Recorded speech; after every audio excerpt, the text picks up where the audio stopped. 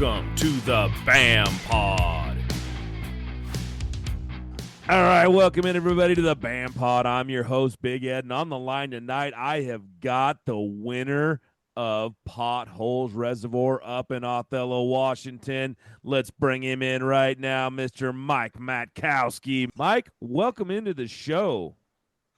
Hey, it's good to meet you, Jane. We're good to see you again, I should say. I met you on stage for the first time. No, you didn't. You met me at your house, man, and that's the awesome part right there. You know, we came up, and so I'm the front, and Thomas is the back. He's in the back running all the stuff, and I'm up on the front running everything. And you know what? This guy right here, he put us up in his palatial estate up there, up there in Othello, Washington. Is literally, I walked out the door. You can look out and see the lake from it, man. It was a great place to be, great place to stay. Thank you for letting us do that. And you know what? Congratulations on winning this thing, man. It was not easy. This was one of those tournaments where we had so many different things kind of happen as far as the weather. It was consistent, but it changed with the wind so much. You know, the weather as far as temperature-wise was pretty stable, and how that went. But the wind kind of changed everything, and I felt like it changed things for a lot of guys during the tournament. You know, and it's one of those things that you didn't start off in first. You came back, you kind of came all the way up, worked your way to it. You had solid weight all the way. Otherwise, you wouldn't have been there on Championship Sunday. But, you know, it was one of those things that so many guys were I feel like they were struggling a little bit when it came to trying to force feed them. I heard nothing but, oh, it's a frog tournament. Frog, frog, frog, frog, frog. And a lot of guys caught them on frogs. And I know you swung for them a little bit on frogs too, but you know, I feel like guys got pigeonholed into that, and some of the things that you did after, you know, to get your weight in there are very interesting, and I think people will be, you know, this is going to be a good conversation on how you kind of did that. So, you know, first I want to ask you, 57 boats, man. 57 boats. We come all the way up to the Pacific Northwest, got a Pro-Am tournament on their home waters, you know, we've been to Boardman before, and that's awesome. It's in Oregon and that sort of thing. Now we go all the way up to Washington. We're on Potholes Reservoir. Everybody was kind of itching for this one. They wanted us to come bring a big tournament up there. We brought the BAM trailer. We brought everything up there, and we put on a show. Where were the anglers at, man? Hey folks, Randall and I want to talk to you real quick about choosing the right electronics mount for your bass boat. Mark and I have been partnered with Bass Boat Technologies from the very beginning, and we know the quality and effort that Van Foster has put into this company. Custom, that's the one thing that I think about whenever I think of Bass Boat Technologies. Van Foster has spent years, not hours, years perfecting these mounts. He works with just about every bass boat company out there, most models for every bass boat company out there. He has spent the time working on these bass boats. So what you get is a custom fitted mount, not some mass produced universal mount for every bass boat out there. Van makes them custom fit for your bass boat. Bass Boat Technologies also makes a lot of other custom parts. Seat pedestal plugs, tool holders, steering wheel spacers, and battery trays are all made with the same attention to detail that Bass Boat Technologies is known for. Bass Boat Technologies is a vital part of our livelihood, and it's very important to your overall boating experience also. Absolutely, and that's why we choose Bass Boat Technologies. Check them out at bassboattech.com. You'll be glad you did.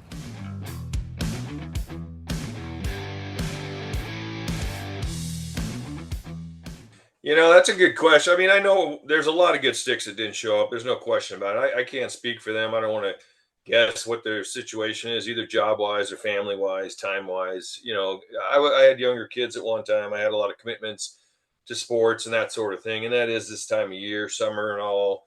Maybe the weekend, since it's a long weekend next week, maybe that played into it. But, yeah, it's kind of disappointing. It really is disappointing because Potholes is usually a magnet in the Washington. I mean, everybody loves Potholes, and, you know, get 135, 160 boats, I don't know, something like that for a Potholes Open, where it actually fishes smaller and it fishes tougher, but guys will show up because it's, I guess it's the entry, you know, they want to pay less and they want to play for less. So it was unfortunate. I mean, you know, because you guys you're doing it as a business, and businesses can't Right. run if they don't get people support them.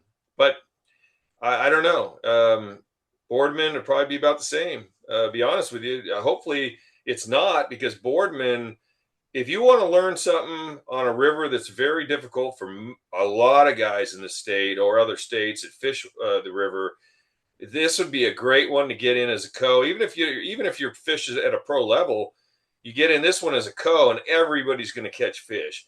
And there will be topwater fish. That's coming up. But the river should fish really good, and it's going to be a lot of fish caught in that one. That river's full of smallies, and it's going to be a good tournament. So hopefully you get more co's and you get more pros.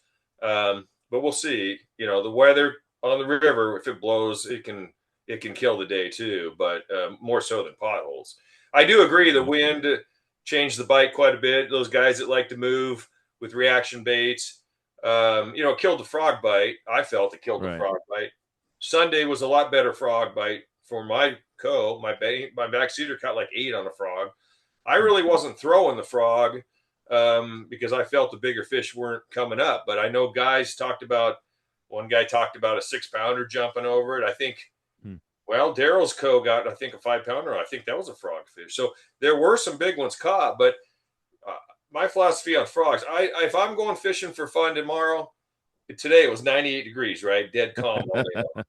I would have probably, in that situation, I probably would have thrown a frog all day long just for the fun of it. Yeah. That's the way I want to get bit. But in a tournament, you want to put them in the boat, right? And they don't necessarily come back if they miss the frog. And there's so much crap in that lake as far as weeds. There's so many weeds anymore that they live around. It's not hard for them to miss that frog. So your original question on the guys, I mean, if I knew the answer to that, I'd probably run my own circuit.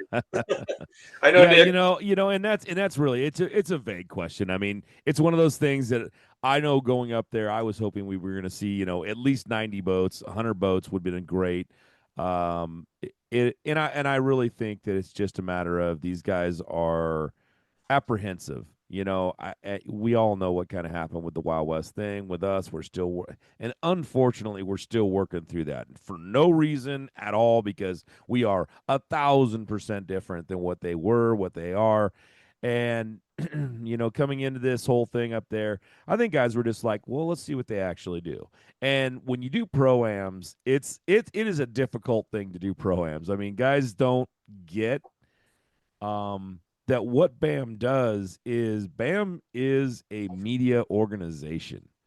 Mark puts his heart and soul into giving you guys a bunch of coverage. You said it last night when you're sitting there after you won, sitting back in the recliner, and you getting phone calls, your phone's blowing up, and people are, congratulating you and all that. And you went, is this what it's like to be famous? Yeah, this is what it's like to be famous, man. But that's the kind of media coverage, and that's the kind of outputting that you would get. Most of the time, you win a pro-am tournament where two guys are out there with a table set up in front of them and a scale, and no one knows you won. They got to call you to ask you if how'd you do at the tournament. This one, no, everybody knows, man, and it's out there. And right now, you're doing a show that's going to go out. This will be out Wednesday, and it's going to, this is going to go all across the country. This isn't a show that, I mean, people in South Africa are listening to this show. Oh, wow. Well, I've had a lot of guys. I spent all morning texting guys back. Thank you. And they were bringing stuff to my attention that I didn't even know was published. So it was pretty cool. I mean, and if it's going that wide, back to the house, I mean, if somebody wants to move to Washington, rent a room, I'm not there all the time. They can learn potholes. They can fish the Columbia, Banks, Roosevelt. I'll make them a heck of a deal as long as they're a clean liver and don't have dogs, don't smoke, but they can telework. I got Ethernet. You know that, buddy.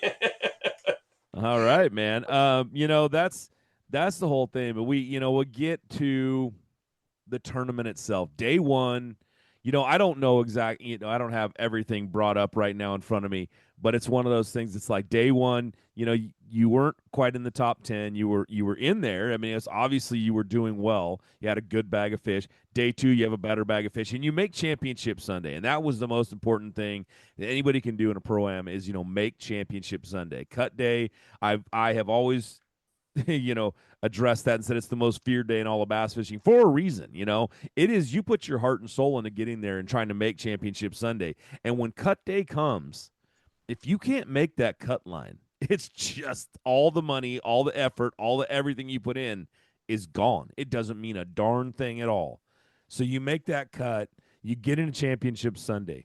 Let's start with day 1. Day 1, was it a feeler out for you? You obviously spend a lot of time on potholes. Was this something you were feeling out, or were you just running old water, looking at stuff and going, is anything that I know going to work? No, day 1 actually worked out way better than I thought, because I figured I'd start on a spot that I considered a 1 or 2 bite spot, but possibly a big bite, because you got, right? I mean, that's the obvious. Right. You got to have the big ones. It actually produced a limit probably within 20 minutes, and it was a good limit. And I was like, that changed everything for me, because then I'm like, okay, I already got a good limit. Not a day 1 big bag limit by any means, right. But then I ran back and I fished further back the rest of the day, and I fished a lot of stuff that I knew guys weren't going to be back there.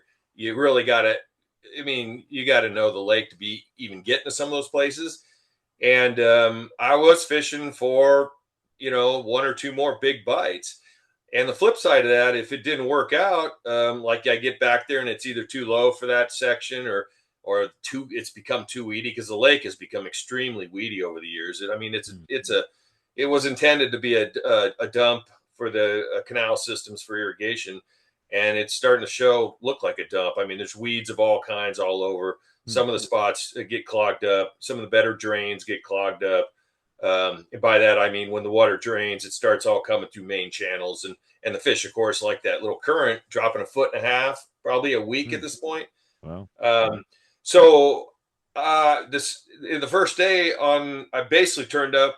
I did improve a couple fish, but I did also eliminate a lot of water that in the back of my mind on day 2. I'm like, well, I'm not going back there. I already been there, and it wasn't, other than 2 spots, the rest of them weren't worth going back to, which is a big deal, because if you know too many spots, that can sometimes just hurt you.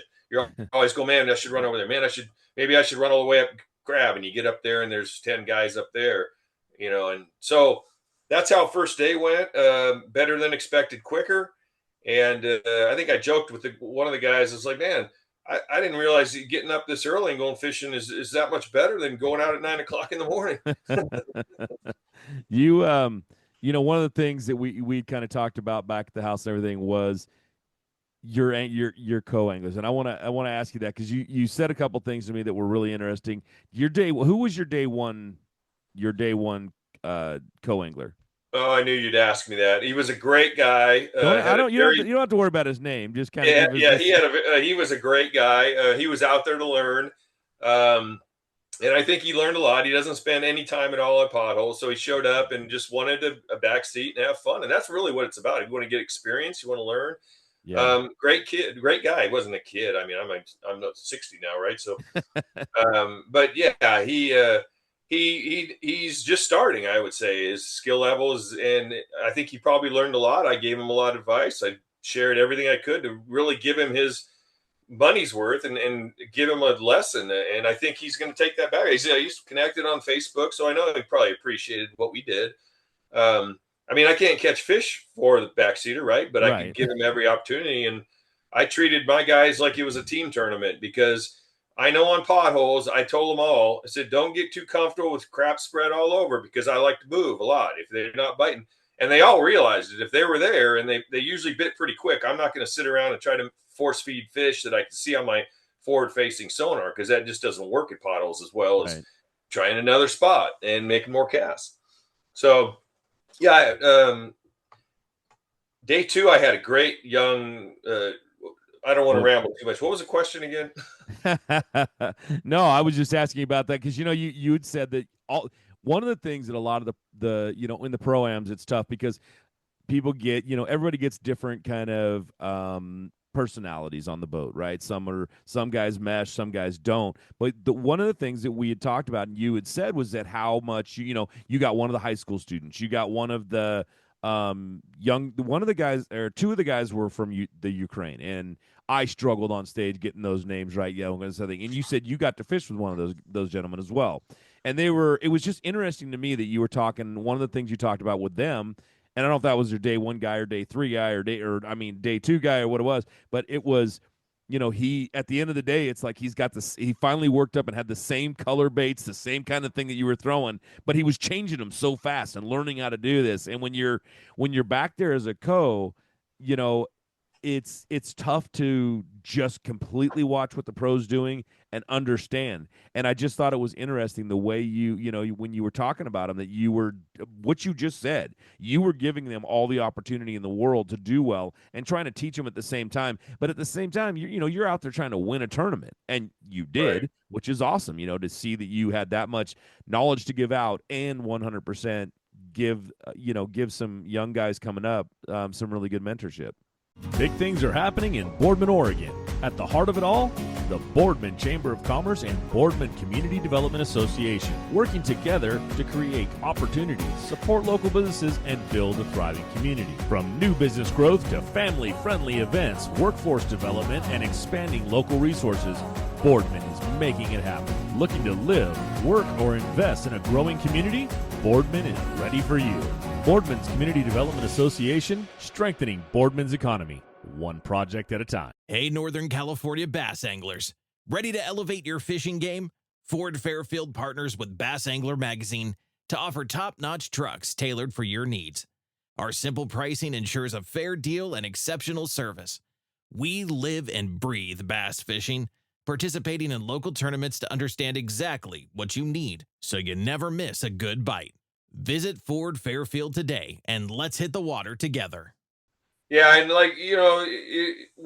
it goes back to experience. Like, for instance, when a beaver hut moves his lodge or dies or whatever happens, usually they move their lodge. They often leave a big hole there, right? And sometimes the weeds, it stays clean for whatever reason. And so if I pull up on a spot and I'm throwing a jig over there because I know it's clean, and he's throwing a jig over there where he's like, how in the hell are you getting your jig through out of there clean? And I'm like, well, it's because I know exactly the cast I want to make. But he was changing it up, but this is what I'm using. I told him before we left, he could see why. A weedless rig, a non-weedless rig, a topwater, and a weightless Senko. I mean, it's not rocket science at Potholes. I carry more than I ever need up there, but it's all the same. You go back to the same baits. Yeah, it's funny because you keep it simple no matter what you're doing. It's always keep it simple. Like one of the things you said, not force feeding fish, and I think some of the guys kind of got caught up in that. And I think if I interviewed them or talked to them, they would say the same thing. You know what? I got caught in, I wanted to catch frogfish. So I 100% sat there and threw frogs when they were missing. They weren't getting them. My hookup ratio was really low, but I was still throwing it because I wanted to get those fish. And then we look over at like Daryl Burkhardt, and he was, he talked about how he was flipping and punching, and punching back into the nastiest stuff he could find, getting in there, finding a bunch of fish, and kind of fishing that way. That was one of the things that I think was interesting about seeing that lake. Was it really was a nondescript lake for the most part, from what I could see from the shore. And then you go back and you talked about, oh no, but when you leave here, it turns into like something that looks a lot like the California Delta. A lot of grass, a lot of weeds, a lot of different things like that. And I feel like that's where everybody was, because nobody was out in the big bowl area fishing. No, that big bowl area doesn't really come into play till August and September, when the water's down like 10 more feet. And then you can't even get into where you can, at some point, usually September, you can't even go in past the first set of dunes all the way around up in the crab. It's all the water's drained out. And it does this year after year. And so imagine all that water pulling through at 1.5 foot a week. That's what I'm talking about. When I say drains, that's the water draining through the sand dunes. And that's the areas that the guys run, the main channels, and the weeds don't grow as much yet. Although I mean, if you look at the west side anymore, it's like all green. It's like I took my prop off every night because of that stuff getting wrapped up in behind my prop and up against the seal. Wow. So, and because I was fishing a lot of nasty stuff, but I'd run through it to get to it. Then I know where to set down, right, where I can get in and get out of. Somebody else mentioned they were able to jump into some pond and caught a 6 and 2/4. And well, you got to know that you're going to get out of there, right? So you can blow over the sand, but if you can't safely set down and get back out of there, your tournament's over. Yeah, it was. That's what a lot of the guys were talking about. Is it was dangerous to kind of run up there if you didn't know what you were doing. And there were quite a few guys who never, had never been there. I knew there were some Super 60 anglers that were really excited to get up in there and see that body of water, and now they have, and they were like, wow, this was really cool. I would do this again in a heartbeat. It was a great little body of water. The amount of fish that were caught, the amount of fish that were in there was amazing to me to see. And the quality, all those fish they were healthy looking fish. One of the things that, Mark was talking, we always do our pregame before and kind of talk about what's going to go out on the water. And day one, he was out there, and and I always put a question up there that he really can't answer, but I want him to try to give us something. And he said, he was thinking it would be like 20, maybe 21 pounds that would be on day one, day two. We never ever saw a 20-pound bag of fish. I will ask a guy who pretty much is up there quite a bit, is that something that you would normally see, or is it off right now? Is the lake is it down? You're talking about some of the waterways. It's not down as far as it should be, or it is. Does it produce 20-pound bags of fish on a normal basis? Oh, yeah, absolutely. I won 2 ABA Pro Team trail events, and I think day one or day two, we brought in over 23. We had a 6 and a 5, but that water was much lower then. It actually seemed a lot cleaner then too. There's a good sense in the community that the big fish, whatever reason around COVID, I know it had nothing to do with COVID, but that year, it's like a lot of the 5s disappeared. And I think now there's so many smaller fish in the lake, the biomass has reached, there's so many bass. I mean, if you were out there a month ago, you could get up on any flat and basically see little ones running around and some spawning, and there's a lot of little ones. And I think, we're another year away from getting the 4s and 5s back. They do look healthy. That you post spawn, you saw that quite a bit. Right. I weighed some fish that'll be 4 pounds for sure that are, when they fatten up. I didn't think there'd be a 20-pound bag because I had pre-fished more than 2 days. Yeah. But again, the way my day started yesterday, I thought I might end up with a 20-pound bag, but the bite seemed to kind of die for me compared to the day before when the wind was blowing. And as you mentioned earlier, the wind, right. That wind up there generally doesn't make you not be able to fish unless you're only relying on a Senko that's weightless. Then it may be inhibiting. But it kind of surprised me that we didn't ever see a 20-pound bag on the first or second day, because I thought somebody would find that one location that had 5 big ones, but I don't think they were really grouped up enough yet because of the water level, and the weather probably didn't help. Jason Crone, he put one really, really close. He got 19 something.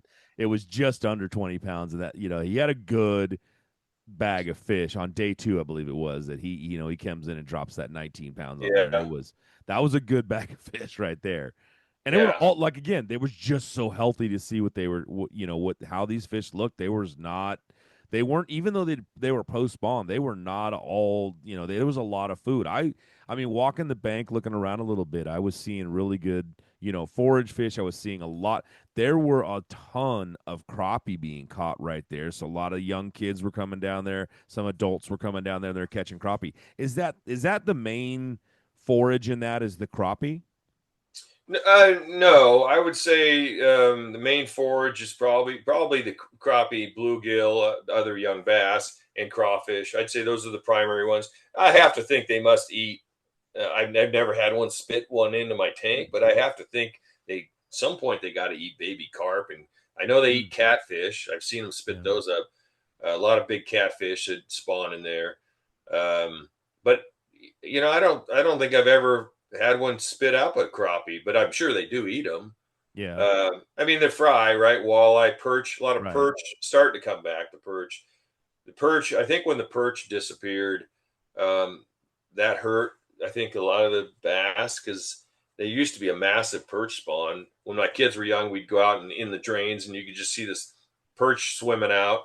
But you don't see that as much. But I think they're coming back too. The crappie definitely came back.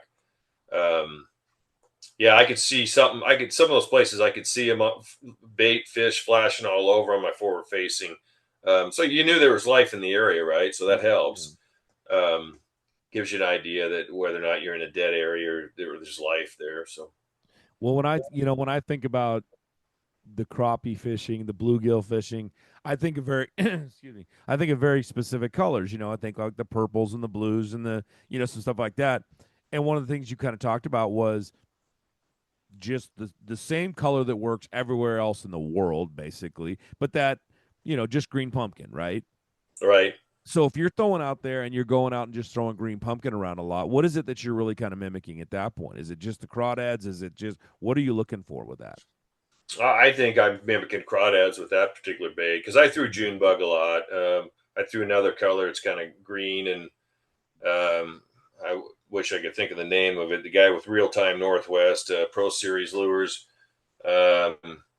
He makes a color that's a good crawdad imitation. I can't recall the name of the color. Okay. They'd have to look at his website if he's got one. But yeah, I mean, I'm just trying to imitate a crawdad. I want that thing down there thumping around. It works.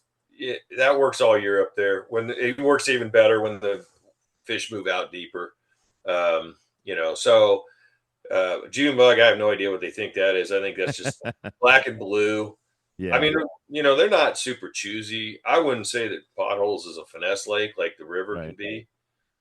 But even on the river, green pumpkin works perfect. I mean, drop shot of green pumpkin, worm, and it's no problem catching fish. So, okay. Yeah, I mean, that's just one of those things when I looked out there, it was like, it's not, I didn't think it was that dirty of water, but I don't live there, so I don't know. And I don't have any reference to go off of. I was looking out there, I could see down, 15, 20 feet without any issues. And, we were seeing carp swimming around, crappie swimming around. But, I didn't see, that's what I was kind of looking for was like, is there shad in here? What was kind of in there? What was going on with that sort of thing? And the only thing I really saw was the bluegill and the crappie and then some younger fish. But, yeah, there's never been shad. I think there never will be shad. I don't think they could survive the winters up here anyways. But yeah. And that part of the lake you're looking at, I have to think that big pump house they put in probably sucks a lot of water that direction. It takes a lot of water out of that lake. And you're right now, you're in one of the cleaner corners. By late summer, that'll be greener than a lot of the lake. Oh, okay. Whatever reason, the wind directions, the algae will start to get pretty thick over there by October. Yeah. So the visibility on that lake though does, if you're on the west side, there's a Winchester Channel, Frenchman's. They can dump dirty water sometimes, clean water other times. Mm-hmm. The back is generally cleaner. And less weedy, and then Crab Creek right up now. I think Crab Creek's still putting some pretty clean water out. So that was probably clear over on that side until you got below the power lines, we say. And then it's more main lake. It starts to green up again. If you go far right, Crab, then you get some of the worst water quality. It's a little warmer, a little more algae right now. Tackle Warehouse has been the premier online tackle shop since 2003, with a huge selection of not only the latest and greatest from the biggest brands, but the hard-to-find regional specialties as well. Tackle Warehouse. Click, save, fish. Discover Plumas County, where adventure meets tranquility. Nestled in the heart of nature, Plumas County offers endless activities for everyone. Dive into the clear waters of Lake Almanor for wakeboarding thrills and fishing excitement. Whether you're an adrenaline junkie or a fishing enthusiast, Lake Almanor has something for you. Stroll through charming local boutiques and indulge in fine dining experiences that will tantalize your taste buds. From unique shops and gourmet restaurants, Plumas County is a haven for those who love to explore and savor. Immerse yourself in lush forests of pine and fir trees, perfect for camping, hiking, and biking. And don't miss the breathtaking Lassen Volcanic National Park, where you can witness the power and beauty of nature up close. Footloose in Plumas County, your ultimate escape for adventure, relaxation, and unforgettable memories. Visit Plumas County today. Okay. As far as just overall that lake in the area, you talked about there's Moses Lake right there. There's Potholes obviously, and then there was Coeur d'Alene. There's what did you say the other one was? Banks Lake. Yeah. If you start up there, when they built the canal system in the 40s or whatever it was, 38, they built the dam. They pumped water 600 feet up into Banks Lake. They filled up Banks Lake, and then it runs out of Banks Lake into the Columbia Basin irrigation system. Goes by like Billy Clapp. Moses Lake was a natural lake, but those canals all feed Potholes, which was built with the earthen dam. And below Potholes are a lot of tiny lakes. They seep lakes, they call them. The water, I guess, seeps out and fills those up. And then, you go to Scootney, and then eventually some of it dumps into the Columbia River here in Richland, where the irrigation dumps in. So there's a lot of lakes around, and the river. It's a great place to live. I mean, I don't ever want to leave here. Yeah, that's what I was kind of looking at. I mean, we'll be back up there next year. We've already put in our permits. We'll be coming back up, or put in for our permits. And I know it's very difficult to get those, and we do want to thank, Limit Out Tackle Russ Baker, right? Right, Russ. Yep. Russ Baker giving up his permit, letting us come up there, and he understands how important it is to show off the West Coast, and the Pacific Northwest in specific is one of those areas that kind of gets overlooked for the fishing. But I'll tell you what, I've been to Potholes now. I've been to Boardman, Oregon. I've fished the Columbia River. I've fished the, those areas, and I'm looking around and I go, I don't know, man. There is some really, really good fishing up there. You've got 5-pound smallmouth, 8-pounders hanging all over your house. So it's got to be one of those. It's got to be. Well, I got one 8-pound 5-ouncer. That's I wish I had them all over my house, but I wouldn't be keeping all them 8-pounders. It's but that one died because I caught in 55 foot of water. It's one of those things that, when I looked up there, I was like, wow, I was really surprised at the kind of fishing. I was actually surprised that there wasn't more smallmouth caught out of that body of water. I mean, I think I only saw like 4 or 5. Yeah, well, I don't think anybody really chased them, but this time of year, the smallmouth, I guess guys say they're still plentiful. I think if somebody wanted to top water the rock piles around the island, they might have got, a couple keepers, but it's hard to find the big smallmouth in that river anymore. I'm kind of surprised because normally smallmouth will outcompete largemouth, and Potholes is a little different because one side's a lot of rock, right?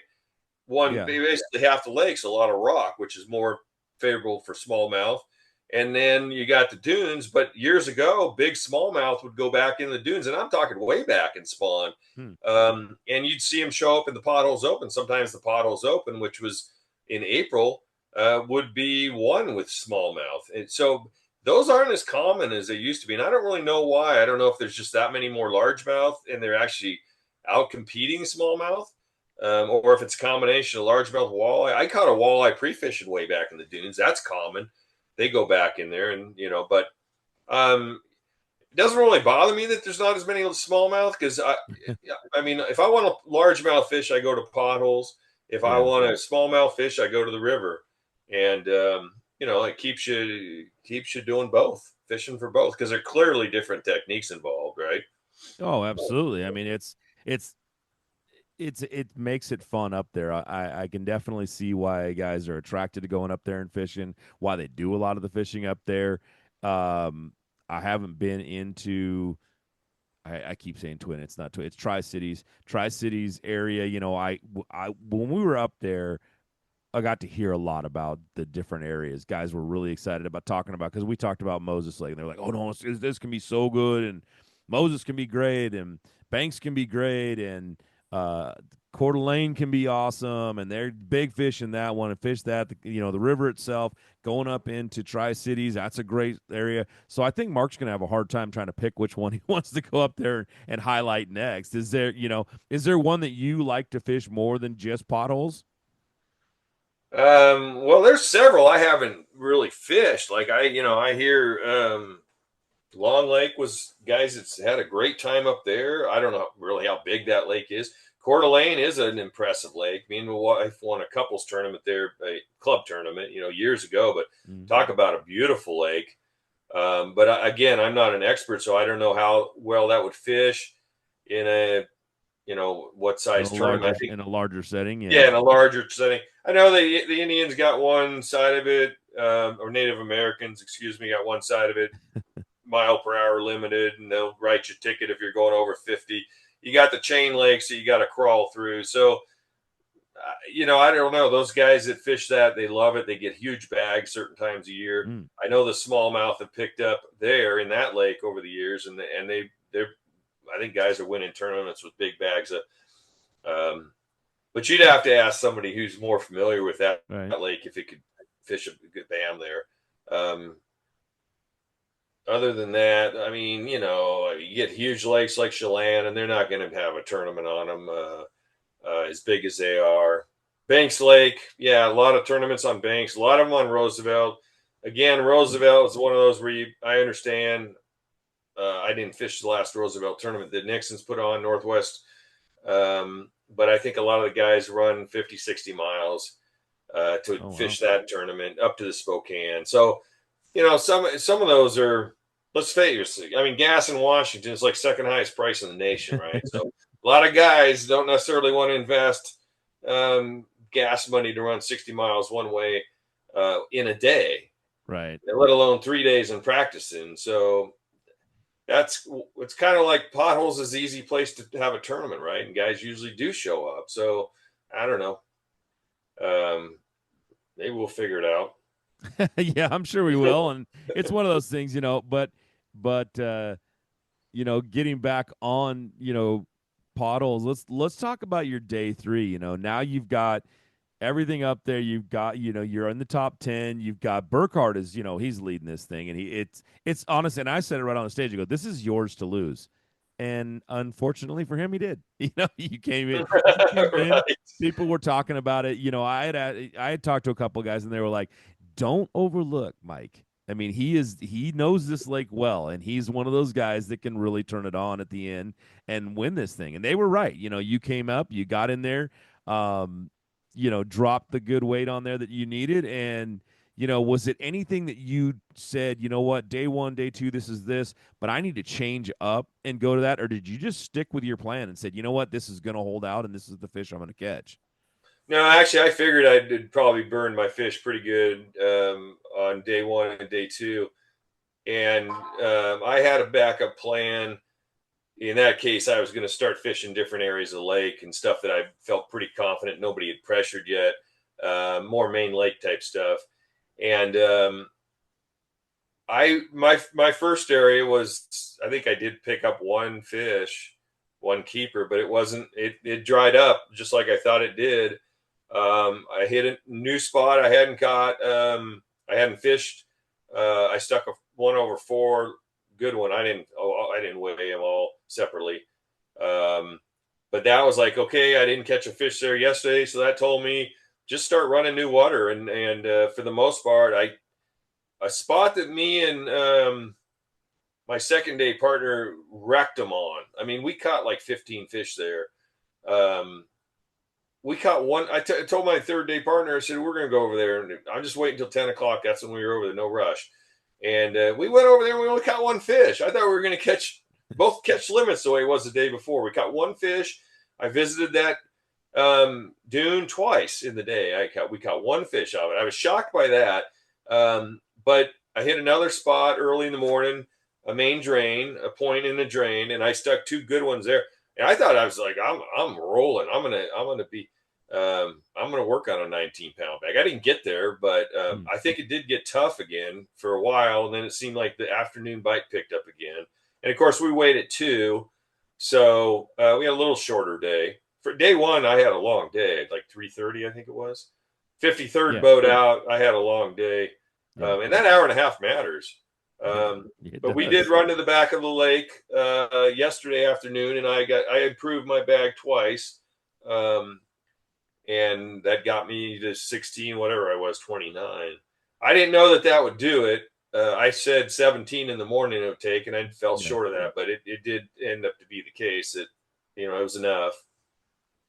Well, Daryl came in, and at the end there, he needed 15:30, I think. It's like, okay, he was right. I mean, he had 15:8, or he had 15:18. He was so close, man. It was a good tournament. Ended up being, so close with how that came down. You end up pulling that thing off. Let me ask you this. We're getting, it goes by quick when we start talking about fishing, of course, but how did you feel about this whole thing, about the tournament coming up there? Was it what you expected? Did we do a good job? Did we, how did you like BAM coming up there? The whole BAM trail coming up there and what we brought? I thought more favorably of the experience than I thought I would. Honestly, I thought you guys ran the most professional circuit that's being run. I mean, the part about having that fancy boat there to deliver our fish back to the, that's impressive, because usually at Potholes, there's enough tournaments where by this time of year, you can fish the left shoreline down because everybody just leaves their fish at the dock. Yeah. Which isn't good for a fishery that, needs fish in the back year round. It was just run really well. I mean, it was the computer aspects of it, texting us, keeping us informed. You guys run a very professional circuit. I mean, now granted, Bassmasters wasn't here last year, 20 years ago, right? Technology's improved everything, but you guys were far better than what they did 20 years ago. Yeah. Well, good. And that's what I'm hoping that people saw and people understood, and the word gets around up there, because when we come back, I would love to see, and I always think that anglers are going to be like, no, keep some people out. It's easier to beat them if there's less people, but you're also fishing for more money. And don't get me wrong. I mean, you took home a check for almost $9,000, for a 3-day pro-am event. That's not too shabby up there, honestly. That's a pretty good payout. And Mark, is one of those guys that he likes to make sure that, being an angler himself, he likes to make sure that you guys walk out of there with checks in your hands, and that is a thing that I did not know that was a thing, that you weren't, people weren't doing that when they come to a big event. It's like, oh, your check's in the mail. We'll see you. You'll see it in a couple days. That happened in the Wild West. You mentioned that earlier. Yeah. I can't remember. Yeah, I didn't get, when I finished fourth on the Wild West, I think you had to use an app to get paid. Right. And you got paid like 3 weeks later. That I wasn't impressed by that, but they're gone. So they gave it a shot. What are you going to do? Yeah, no reason to kick a dead horse right there, but it's one of those things that, that's what Mark, that's where Mark's at with that, is, making sure that when guys leave, it's like, hey, there's a check in your hand and it don't bounce, it works out pretty good. And, but I really enjoyed going up there. I think next year when we come back up there, it should be a really good event. I hope that more people look at us and go, hey, that was definitely impressive to see, and maybe we'll even improve a little bit more from as we get up there. It's only our second year. Going into third year, we got some changes we're going to make and some different things we're going to do. And, I really appreciated you coming out there, putting us up like that. But at this time of the show, we're right on the cusp here. And I always let everybody listens. They see as, who is Mike Matkowski, and it's one of those things. It's like, okay, I just listened to this guy talk. I just listened to him become the champion and how he did it, a little bit about it. But, no one really knows who you are. So I give you this time right now to kind of tell everybody a little bit about who you are, how they can find you if they can, and, if they want to watch you in the future. We've paired one of the most iconic hulls in the history of bass boats with a proven lineup of trusted accessories. We're bringing you best-in-class value and performance, leaving others in your wake. Turnkey value, turnkey performance. The Pantera 2 is an overachiever in the 19-foot category. Once you hit the throttle, you'll feel the rush, and there's no looking back. I appreciate that opportunity. Well, I grew up fishing steelhead and salmon in Vancouver, Washington, Hazeldale, back when it was outstanding. My dad taught me a lot about fishing. When I moved over here in '88 and realized the steelhead and salmon fishing was a little slower, a lot of pulling plugs and watching bobbers and different stuff, I wasn't as interested, but I've always been interested in competitive sports, and I went down to a tournament, pickup tournament, like Wednesday night. I met a guy. We fished a Wednesday night tournament. We won that. We split whatever was in the pot, $160. I said, this is kind of cool. I bought my first boat from him, an old Chrysler that got me even more hooked. I went and got myself a Champion. I eventually got on Champion's Pro staff in 2007 when they brought out their new line of wide-bodied boats. Well, actually, I had a 203 before that, so that was earlier. But I had a lot of success at the regional level. Of course, up here, we've got a lot of team tournaments. We won Angler of the Year for Northwest, Bass, and the boat that year, a Skeeter, or we won a Triton that year. So I just got more and more into it. We were fishing about 17 tournaments a year for a while. We did real well, a lot of success in the ABA circuit, the Northwest circuit, and then open tournaments. We'd cherry pick open tournaments. The big one showed up in 2001. I did okay, 38th place, Western Bass Open, won by Ron Wiseman. And of course, he fished. I fished with him last day, so that made a big difference. And then, I've always had success at Potholes. I love that lake as much as the river. I had a couple ABA Pro Team Trail events that were wins, and then this is the biggest one I've had. But, we're kind of limited. I'd like to see this continue to grow. I think you guys did an outstanding job. Like I said, you put on a real good event. And to help me all the way along the road was my wife, of course, Jamie, and my sponsors, Dobbins Rods, now GSM, Gamma Line, Real Time Northwest Pro Series Baits. I was pitching one of those. I couldn't remember on stage. I think I ended up calling it a creature bait. It wasn't. It was more of the Pit Viper that he has. Drink Crazy's a new sponsor. I'm working with David Swenside. He's bringing them to Japan, and that's going to be an exciting new adventure. Quick drops for the river. If that tournament at Boardman, if you're not got quick drops in your boat, you're probably not going to see the third day, because that's going to probably be a lot of drop shot. There'll be some good fish drop shotted with this hot weather and low water. And then Ricky Nixon's Marine over there. Willie and his gang over there, Tracy, taking care of me all the time. I dropped my boat off coming back from Potholes, and I knew I dropped 10 miles an hour just before I hit the dunes, and I didn't take my foot off the gas. So they found a cam sensor went bad 2 hours ago. That's about the time that I lost the 10 miles an hour. They took care of me. They take care of all the anglers that come to them. It doesn't matter where they buy their boat. They keep them in tournaments, and they're great guys. I want to thank them. That's pretty much the guys that have helped me out over the years. And other than that, I just love to bass fish, love to meet guys. At this age, I love the camaraderie. I mean, even if I don't win, we're always having a great time. Whether it's the Old Farts tournament at Potholes or the later Greater Open on the river, where it takes 24 pounds to win. I love to do that stuff. It's just a blast. Keeps me sane. Mike Matkowski, you're the champ of Potholes, man, for the BAM Trail. Congratulations on that. Thank you for doing this show. This will be out on Wednesday. Come and listen to it, everybody. Thank you for tuning in tonight, everyone, and we will be back in a couple weeks with another great angler just like Mike. Thank you, sir. Appreciate it.